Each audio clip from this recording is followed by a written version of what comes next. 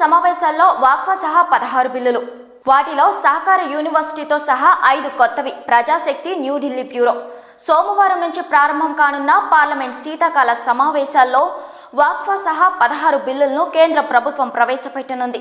వాటిలో 5 కొత్త బిల్లులు. ఈ మేరకు కేంద్ర ప్రభుత్వం జాబితా చేసింది. ఈ సమావేశాల్లో జాయింట్ పార్లమెంటరీ కమిటీ తన నివేదికను సమర్పించిన తరువాత ఉభయ సభల పరిశీలన ఆమోదం కోసం వివాదాస్పద వాక్ఫా బిల్లును కూడా జాబితా చేసింది. 5 కొత్త బిల్లుల్లో సహకార యూనివర్సిటీ ఏర్పాటు చేయడం కూడా ఉంది. వర్షాకాల సమావేశాల్లో లోక్సభ ప్రవేశపెట్టిన తరువాత జాయింట్ పార్లమెంటరీ కమిటీకి పంపిన వక్ఫా బిల్లుపైనే అందరి దృష్టి ఉంది. శీతాకాల సమావేశాల మొదటి వారం చివరి రోజున ప్యానెల్ తన నివేదికను సమర్పించడం తప్పనిసరి. వక్ఫా బిల్లును పరిశీలిస్తున్న జేపీసీ పదవీ కాలాన్ని పొడిగించాలని ప్రతిపక్ష పార్టీలు ఇప్పటికే కోరడంతో ప్రస్తుత షెడ్యూల్లో గందరగోళం నెలకొనే అవకాశం ఉందని భావిస్తున్నారు. ఈ బిల్లులో ప్రతిపాదించిన అనేక సవరణలు ప్రతిపక్షాలు, ముస్లిం సంస్థలు వ్యతిరేకిస్తున్నాయి.